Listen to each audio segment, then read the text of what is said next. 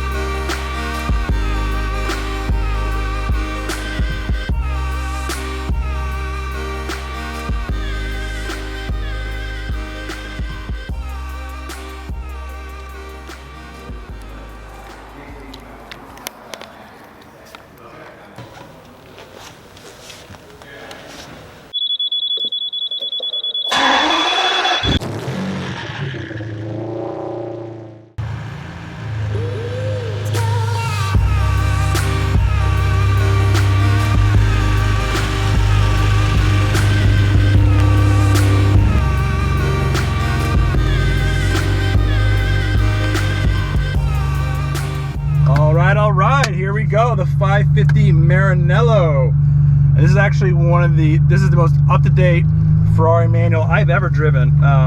So very excited because it's kind of a first for me. I've driven some of the older Ferraris with gated manuals, but this is the most modern one I've ever driven.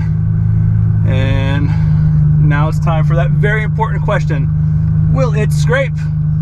And again, this one has a nose that sticks out, so you really have to take things at an angle and be careful not to burn out that clutch, and you are good. And we're on our way.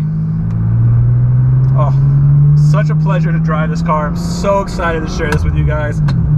This is one of my all-time favorite, probably is my all-time favorite car ever featured in an action movie. The best thing about it is it's featured so many times throughout the movie, and the sound is captured so well. That's one thing Michael Bay really does well, is he gets really good audio quality. So I see so many movies that have a nice car and the sound just does not match up. This is not the case for this Ferrari 550 in the movie Bad Boys 2, which again is just absolutely amazing. If you haven't seen it, be sure to watch it. The best part about this car is this right here: acceleration, and that gated manual is one of the best things ever.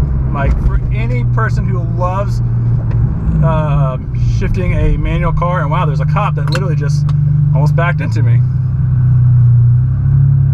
Well, at least he waved to me. What a nice guy.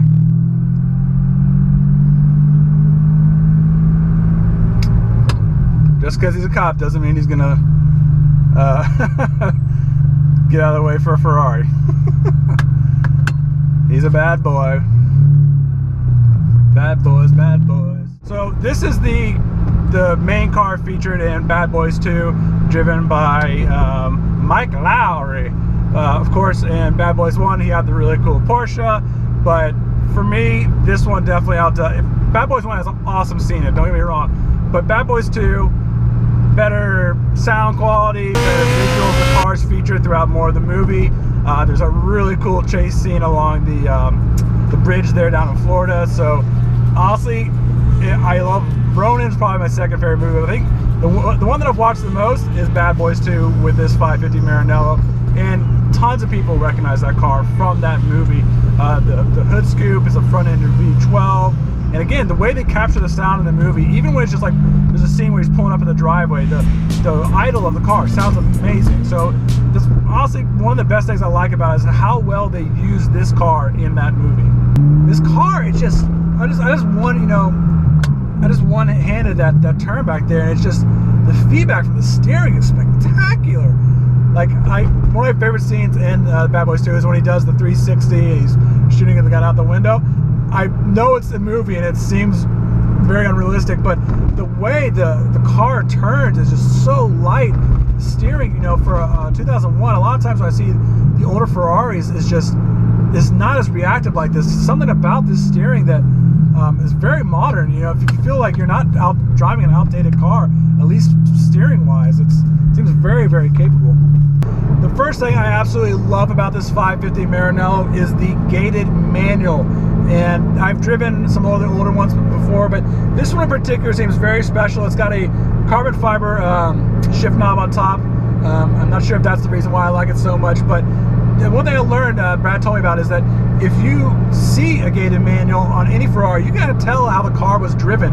If it's got a lot of miles, if it was kind of thrashed through, the little splines in the middle from shifting get worn down. They get little points at the end over time. These are very round. It's a low mileage 550 Maranello, about 13,000 miles on it right now.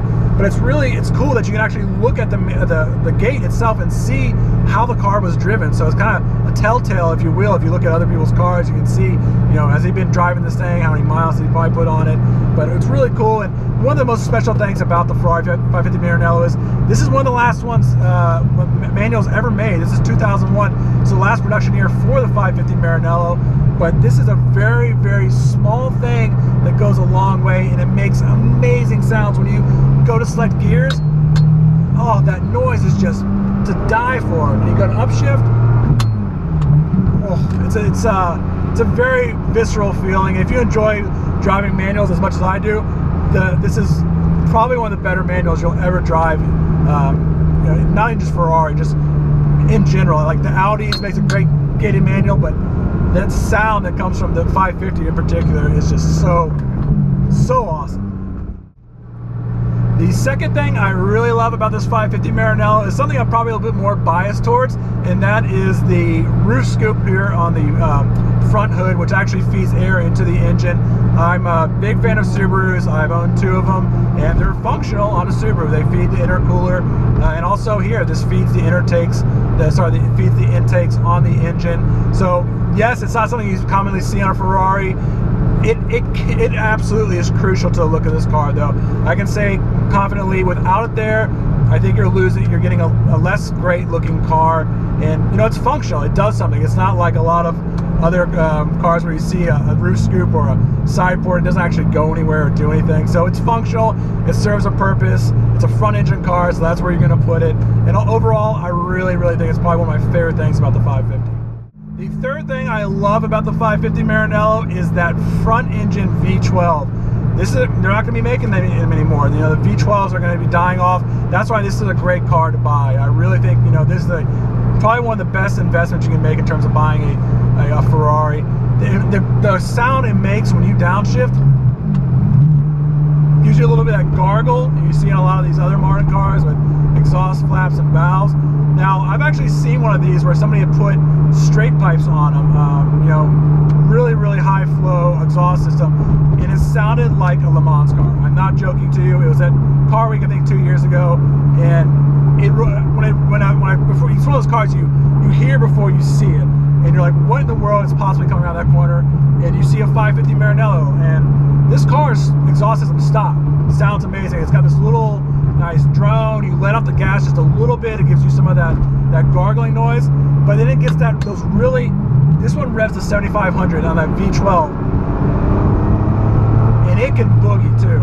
That V12 was delivering a ton of gobs and gobs of power that really I don't think you need anymore. A lot of people get obsessed with numbers these days. The V12 Ferrari and the 550 Maranello is more than you're ever going to need. It really is just, it's a perfect fit for this car.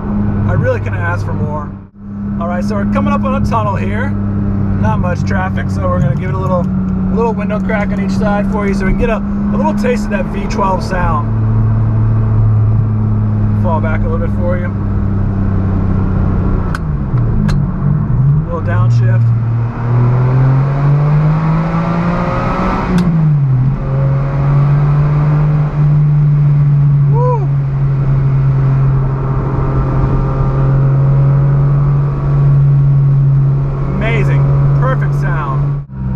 One of the reasons why this car was such a great fit for the movie, it's that right there. At low RPM, we're at like 2,000 just cruising through. This car's V12 makes these beautiful little gargle noises, and in between gears, I mean, that's one of the best things about the movie, when the car was used in the movie, is they were able to capture all of that great sound that this V12 engine makes.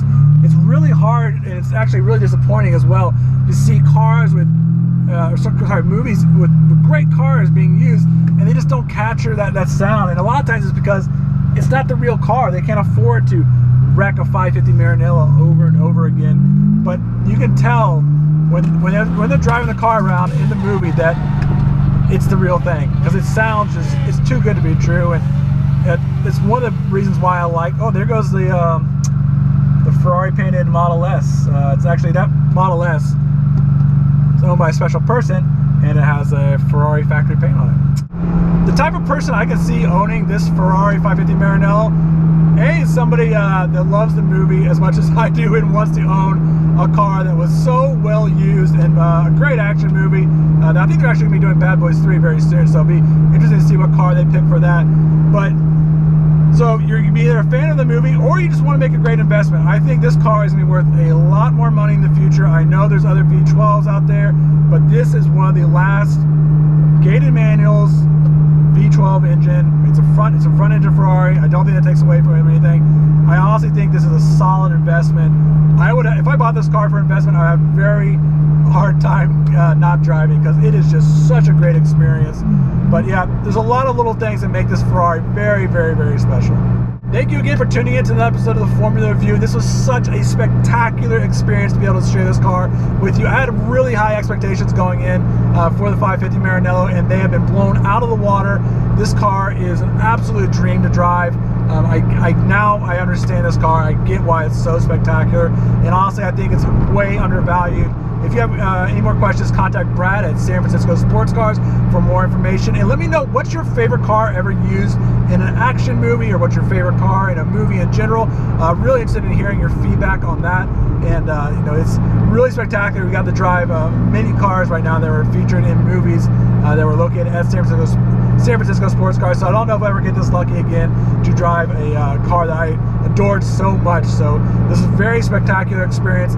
Thank you for tuning in. Thank you to Brad for letting me share it with you, and I'll catch you on the next episode.